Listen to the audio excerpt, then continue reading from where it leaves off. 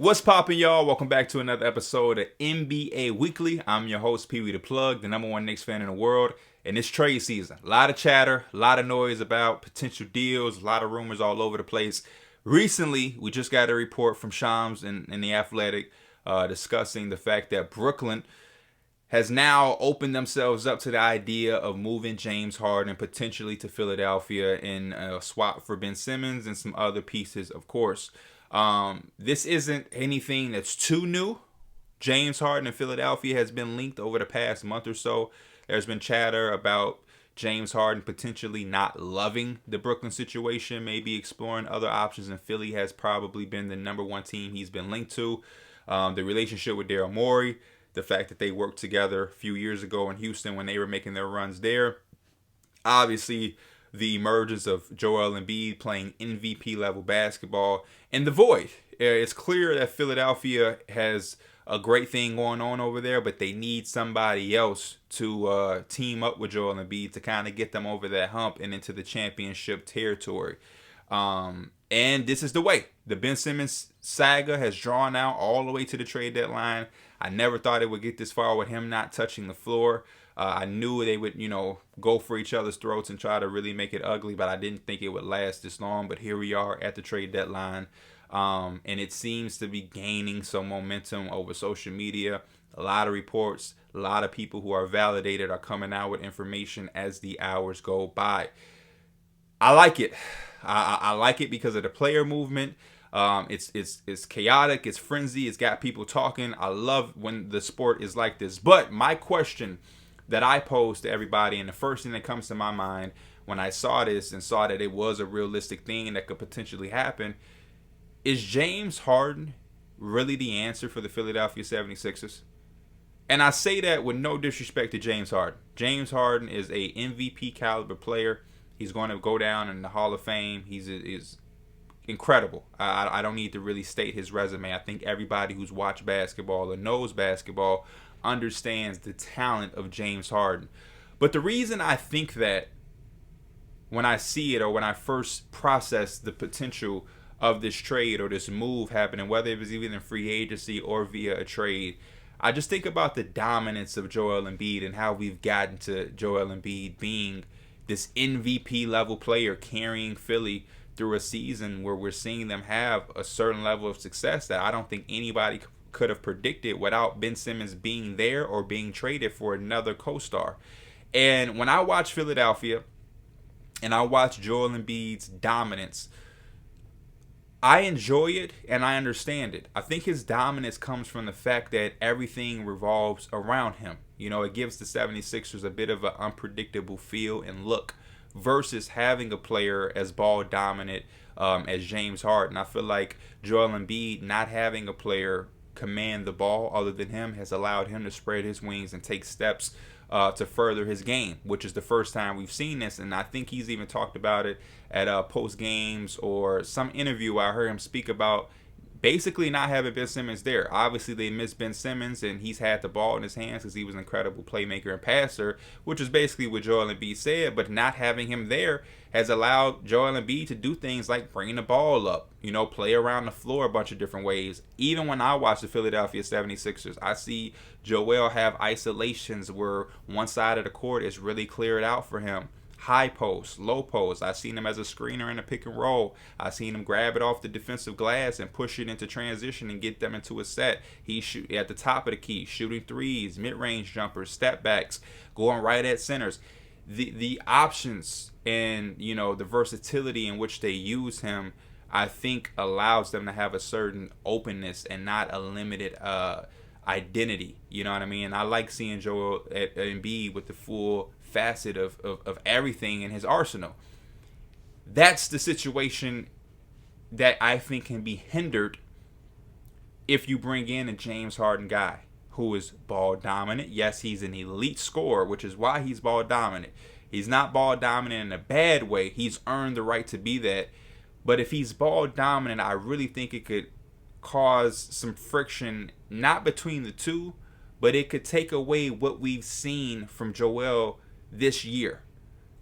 There is a world, let me not be dramatic, there's a world where it obviously could work. But when I think about James Harden and I think about the teams he's been on and his play style, it's a lot of constant over and over pick and roll action, which is why they went out and they got him lob threats like Capella. Then they went small for Russell Westbrook, but really still did pick and rolls and did a lot of shooting around Harden. I just feel like putting Harden and Embiid together, the first thing people talk about is a pick and roll.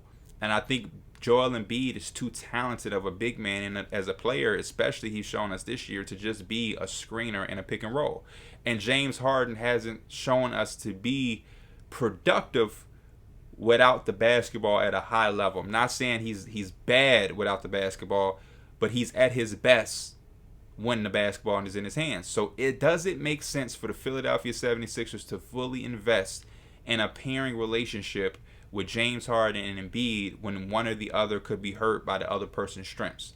I don't want to see an offense all of a sudden after seeing half a year of Embiid dominate the way he's done it, with him now being in a pick and roll 90% of the offense with James Harden time and time again. Me knowing the fatigue history of Embiid, I don't even like how that sounds.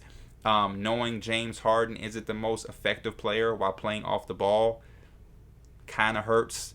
You know what I mean? The fit on paper and with the names seems wonderful. It seems beautiful, and I understand why Philadelphia 76er fans want it to happen. They're looking for that second star and that other player to team up with Embiid to put them in contention and championship conversation. They really want to rub it and stick it in Ben's face, who thought he was going to affect their run or you know, kind of make them miss him. And I understand it. But when I think about the actual basketball stuff that the average fan doesn't want to pay attention to too closely, I ask myself, is this something that fixes the Philadelphia 76ers? And I don't think it does. I really don't. I'm not a dumb man or a foolish person to bet against it working because of the talents. And sometimes talented players just make things work. But history has showed us that James Harden needs and wants the basketball, and he wants it with a pick and roll, you know, preferably. And I don't know. I've just gotten used to seeing Embiid dominate without having to be a screener 90% of the time in an offense. And I feel like the direction for the Philadelphia 76ers would to not star chase. You know, don't chase the names. Learn from the Lakers' mistake, who chased the Russell Westbrook name more than the fit. And we seeing how that blown up in their face. And I'm not saying getting James Harden would make the 76ers crumble as far as the Lakers have. But if your real goal is to win and get an actual championship, why not continue to strengthen your best players' strengths with more stuff that complement that? And I feel like James Harden's skill set and the style of play that he plays doesn't do that. It takes away the ISOs we've seen, the left side of the floor being cleared out. Joel Embiid is probably back to picking and popping now. And it's just a whole adjustment phase that he would have to go through. I think they should stop chasing stars and chase for high-level role players. You know what I mean? Role players that are really going to complement Joel, that won't get in his way offensively, that can defend and also knock down shots, because Joel Embiid is going to demand double teams. And that's why you need players who are effective off ball. A lot of people came at me on Twitter like, but P, weren't you saying it about Anthony Simons? The reason I love the Anthony Simons fit for Philadelphia was because the fact that Simons could play with the ball at times, but he wasn't going to be too ball dominant to where you were going to have to run pick and roll in 90% of the offense. What I also love about Anthony Simons is that he shoots the ball well, very, very well off the catch. So when you are getting Joel Embiid double teamed, he has no problem being a catch and shooter. James Harden, it's not that he can't shoot off the catch, but we know he's more effective, more comfortable, and more engaged and at his best when he's controlling the basketball in a pick and roll and making all of the decisions for his teams. Which is why, as soon as he came to Brooklyn, Kyrie said, hey, I told James Harden straight up, you're the point guard, I'm shooting guard. Just let James Harden be comfortable, get out of his way, and let him control everything. And then the Durant thing with the Brooklyn Nets, there's nothing any team can do to ruin Durant's offensive strengths. He led the league in scoring multiple times with Russell Westbrook's and all his flaws. Golden State and all of the scorers and shooters that they had didn't affect him. He was still just got more efficient. Like, Durant is one of the most polished offensive players we've ever seen. So I don't think it's anything a teammate of his can do or any game or anybody he can't play with. He's just going to get his. So comparing Kevin Durant in the Brooklyn Nets situation with James Harden to Joel Embiid, I think is a poor comparison, because we've seen in history that nobody Kevin Durant is paired with can stop him from putting the ball in the basket. Whether you can shoot, you can't shoot, you're a good passer, you're not a good passer, whatever, you're not going to stop Kevin Durant from scoring. He's going to get his one way or another. Joel Embiid, on the other hand, isn't as gifted of a scorer as Kevin Durant. The style of play is different because he's a big man, and that's just where my head's at. On the flip side, I think this is big for the Nets as well, because I'm trying to picture Ben Simmons with the Nets. They would have to play him as a center. This maybe could be good for. I'm not saying it's bad for Ben Simmons, but I'm still just trying to figure out the uniqueness that would have to go along with him being in Brooklyn. And it may be a blessing in disguise for Ben Simmons. I know a lot of early conversations about him being traded to different teams he was linked to. Brooklyn was like one that was like unrealistic. It was like a fantasy thing. But for it to now have gained some traction, it may not be too much of a bad spot for Ben. To have a scorer like Kevin Durant and Kyrie Irving, he can come in and do what he does well, which is defend, rebound, pass, and play make, and he can let them do all of the major scoring. We probably wouldn't have to worry about spacing if they were to play him in the front court as a big. You can allow Kyrie to play some point guard-ish and allow Ben Simmons to potentially play a Draymond Green-esque role. You have a head coach like Steve Nash, who's come from the 7 seconds or less intricate offense. I think he could find a way to make Ben Simmons be useful next to Kevin Durant and Kyrie Irving, and it also gives them, like I said, an inside presence, and then somebody who can take on the challenges on the defensive end, night in and night out, and pull them up on the defensive side of the basketball. So it's going to be very interesting. Philly also has some good role players that you may could get out of that trade if you're Brooklyn. I'm looking at names like Seth Curry, obviously. Floor spacing with Ben is a must. You already have Patty Mills, Matisse Thybulle in his defense. It's a lot of stuff that Brooklyn could get for them. So I'm very interested in the overall trade. The way I'm feeling, I think it's going to happen. I'm not saying that James Harden and Joel Embiid is going to be the most disgusting fit or it's just going to fail and just be terrible. But as a basketball fan, and I look at the way Joel Embiid has dominated over the last few months, I just think to myself, how much could that fit be effective? And is it the way to go? If I was running the team, I would look for a star caliber player who can be effective with the ball sometimes, but also off the ball. Can that player be as effective without the ball as he is with the ball? Because you want Joel to continue to do the things he's doing without his rhythm and the style being disrupted.